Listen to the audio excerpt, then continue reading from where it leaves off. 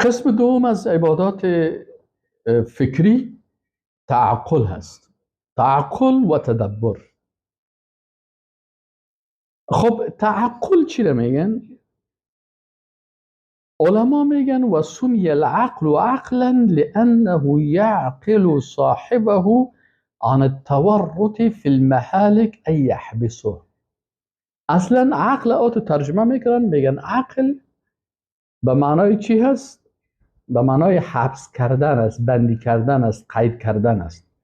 و تعقل چی هست؟ میگه عقل. چرا عقل میگه به خاطر از اینکه انسان از هلاکت حفظ میکنه، حبسش میکنه.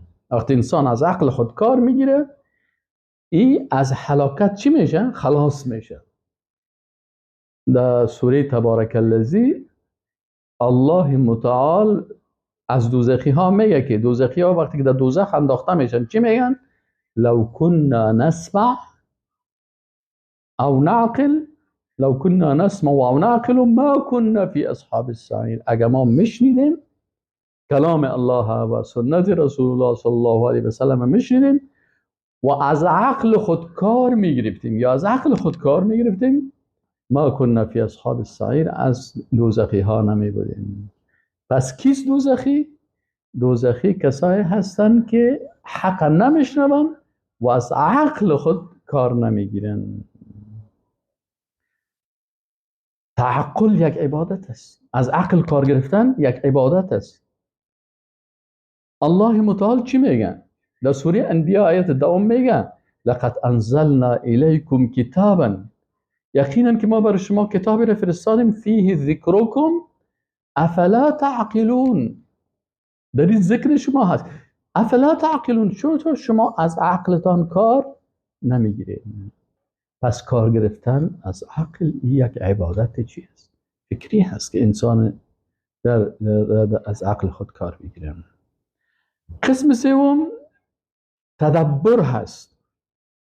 یکی تعقل بود، اول عبادت فکری تفکر، دوم عبادت فکری تعقل و سوم عبادت فکری تدبر هست. دوستای عزیز، سر از این مسئله ما 20 سال تحقیق کردیم و کتابها را مطالعه کردیم و پیدا کردیم و خلاصیش در کتاب جهانبین اسلامی و در کتابهای دیگه عقیده گذاشتیم. چیزهایی که بیخی خود ما نمیفهمیدیم. یعنی خود ما 40 سال عمر ما شد، 45 سال 50 سال شد عبادت فکری رو نمیشناختیم. تدبر قسم سوم است. تدبر چی رو میگه؟ تدبر یعنی دوبار پشت سر میگه، قبول پیش روی میگه. تدبر چی رو میگه؟ یعنی در عاقب یک کار، عاقبت یک کار، نتیجه یک کار درباره ازی فکر بکنی که اگر این قسم عقیده داشته باشم چی میشه، اگر این قسم عقیده داشته باشم چی میشه. پس درباره هر چیز و نتایجش باید چی کنی؟ فکر بکنی. الله متعال میگه افلا یتدبرون القرآن،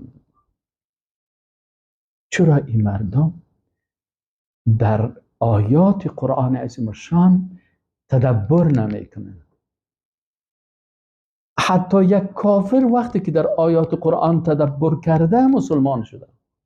یک عالم چکسلواکی میگه وقتی من قرآن عظیم الشان خواندم، بر ما مردم این قسم گفته بودن که این قرآن که است این نوشته محمد صلی الله علیه و سلم، مثل که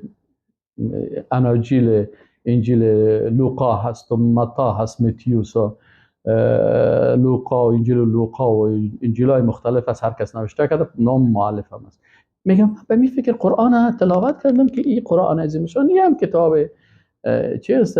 کتاب است که از نوشته محمد صلی الله علیه و سلم، چون در غرب میگم این قسم گفته شده است، همین قسم مردم میگن.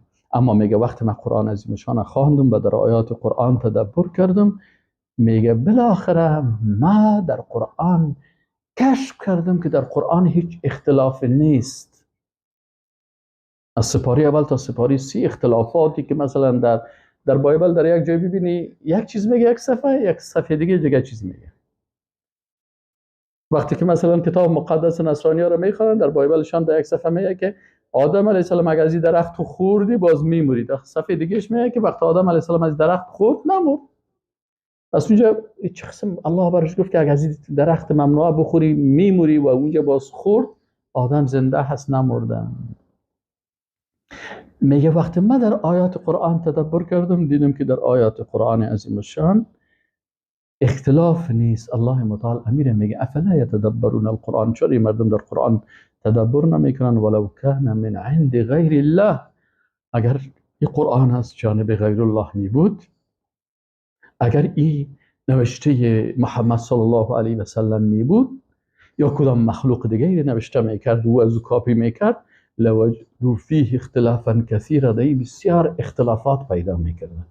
اما قرآن عظیم الشان میخوانی که لفظش بسیار روان هست، معنایش بسیار روان هست. آنچه که قرآن عظیم الشان میگه یکیش با دیگهش در تضاد نیست، کلش بسیار خوب و منظم روان هستند. پس تدبر کردن در آیات قرآن چی هست؟ عبادت است. امام ابو جعفر طبری رحمه الله که رئیس مفسرین هست، امام طبری میگه چرا آنان به کتاب الله تدبر نمی کنند تا دلیل الله را در اطاعت و متابعت بدانند؟ اگر در قرآن تفکر و تدبر بکنی میفهمی که قرآن بر تو میگه که از کی اطاعت بکو؟ از الله اطاعت بکو. امروز بزرگترین مشکل بشریت چی هست؟ اکثر مردم ها میگن که ما میخوایم که در زمین قانون ما تطبیق شود. امریکایی میگه قانون امریکا باشه، روس ها میگه قانون روس باشه، اتحادیه اروپا میگه که باید قانون اتحادیه اروپا باشه، سیاه‌پوستا میگن قانون سیاه‌پوستا باشه، پشتون ها میگن قانون پشتونیزم باشه، تاجیک ها میگن قانون تاجیکیزم باشه. هر کسی میخواد که قانون غیر از قانون الله را اطاعت بکنه. این زمین مالک از آسمان و زمین الله است. وقتی که الله مالک آسمان و زمین است، رب العالمین است، پس باید حکم از او در زمینش مثل که در آسمانهایش تطبیق میشه حکم الله تطبیق شده و اینمی توحید است. اگر کسی تدبر بکنه به آیات قرآنی. قسم چهارم تذکر هست. تذکر چی هست؟ حضور صورت المذکور العلمیه فی القلب، یعنی یک چیز در قلبت چی میکنیم؟ او رو به یاد میاریم. کتاب انزلناه الیک مبارک، الله متعال میگه این قرآن عظیم شان کتاب است که ما این بر تو نازل کردیم، مبارک است. لیتدبروا آیاتی، تا که به هر آیت قرآن این مردم تدبر بکنن. مکلفیت مسلمان چی هست؟ مکلفیت مسلمان تدبر در آیات قرآنی هست. و امروز متاسفانه سخنای شخصیت ها تدبر میشه، فلانی شخص اتو گفت، فلانی شخص ای قسم گفت، فلانی شخصیت درست، کلش مخلوق پرستی هست. اما تفکر و تدبر در آیات قرآن چقدر است؟ بسیار کم است. الله متعال میگه کتاب، ای قرآن عظیم الشان ای کتاب هست. قرآن عظیم الشان کتابی هست که انزلناه، الله متعال میگه این ما با عظمت خود، الله وقتی که قدرت و عظمت خود بیان میکنه باز چی میکنه؟ باز الله متعال ضمیر جمع را استعمال میکنه، میگه این قرآن کتابی هست که ما این کتاب نازل کردیم الیک، به سوی تو ای محمد صلی الله علیه و سلم، مبارکون، کتاب مبارک است، لیدبروا، تا که این مردم تدبر بکنن آیاته، به آیات ازی، ولیتذکر اولو الالباب، تا که از این پند بگیرن و بیندیشن و خوب درک بکنه کی؟ انسان هایی که اولو الالباب هستن، قلب سلیم دارن، مؤمن درست هستن، واقعی هستن، از این آیات قرآن استفاده بسیار خوب میکنن، پند بسیار خوب میگیرن، بسیار ای برشان یک راهنمایی خوب میکنه. بله به شرطی که چی باشه؟ قلبش سلیم باشه، مسلمان باشه. باران که در لطافت طبعش خلاف نیست، در دشت لاله روید و در شوره‌زار خس. باران همو باران است، لکن در دشت گلهای لاله میروید، در شوره‌زار چی است؟ خس و خاشاک و گندگی. پس قرآن عظیم الشان وقتی که قلب با ایمان باشه و این تلاوت بکنه و تعصب و تکبر نداشته باشه، ولو که کافر باشه مسلمان میشه. مثل که عالم چکسلواکی بهتون گفتم، این میگه وقتی که ما آیات قرآن تدبر کردم و تفکر کردم، بالاخره ما فهمیدم که آیات قرآن یک ما فکر میگم که کتاب محمد صلی الله علیه و آله است، دیدم که نه، ذات دیگه هست که محمد صلی الله علیه و سلم خطاب میکنه. در قرآن برش میگه قل بگوی محمد صلی الله علیه و سلم هو الله احد، الله ذات یگانه هست. میگه او وقت ما فهمیدیم که نه، این کلام الله هست، الله هست که بر محمد صلی الله علیه و سلم خطاب میکنه. قل یا ایها الناس قل اعوذ برب الناس. ای محمد صلی الله علیه و سلم اگر نوشته میکرد به خود خطاب میکرد؟ نه، او کسی که کلامش است او محمد صلی الله علیه و سلم خطاب میکنه که قل بگو، قل بگو، قل اعوذ برب الناس، قل اعوذ برب الفلق. اینی هست. و میگه از این خاطر ما باز گفتم که نه محمد این کتاب نشته نکرده، محمد رسول الله است. میگه 1 سال پیش ما گفته بودم که لا اله الا الله، آلی چی گفتم؟ آلی گفتم که محمد رسول الله صلی الله علیه و سلم. قسم پنجم عبادات فکری دوستای عزیز، تأمل یا تدقیق نظر است در کائنات، در هر مخلوق دقت میکنی. به خاطر چی؟ به خاطر که پند و نصیحت بگیری.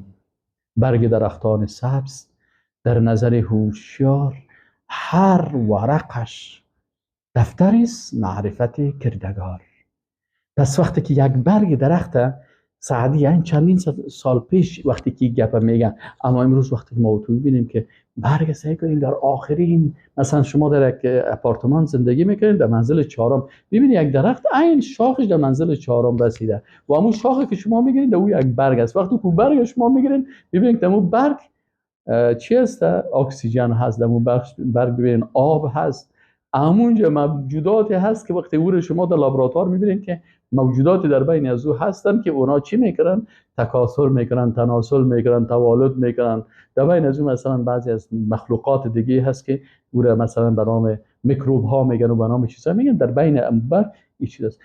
این برگ آب کدام وسیله هست که برای از ریشه تا به اینجا مثلا آب تا آخرین در 4 منزل برای میرسن. ما شما وقتی در منزل 4 باشیم مجبور هستیم که یک واتر پمپ باشه که به منزل 4 آب پمپ بکنه. اما برای برگ درختان سبز قدرت الله هست.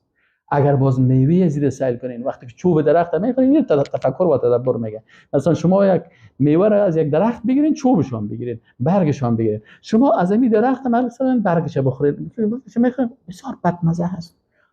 چقدر برگ از این بدمزه هست. چوبش میبینیم میجیم بسیار بدمزه است. ریشه درخت میگیرید بسیار بدمزه است. آبی که در اینجا آمده یک آب گنده آمده و هم آب بدمزه.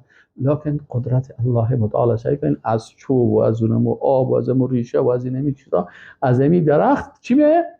میوه میه که مزه‌دار با رنگ بسیار زیبا و خوشت میه. اینجا میفهمید که قدرت کی است؟ قدرت خالق با عظمت است. قدرت خالق با عظمت است.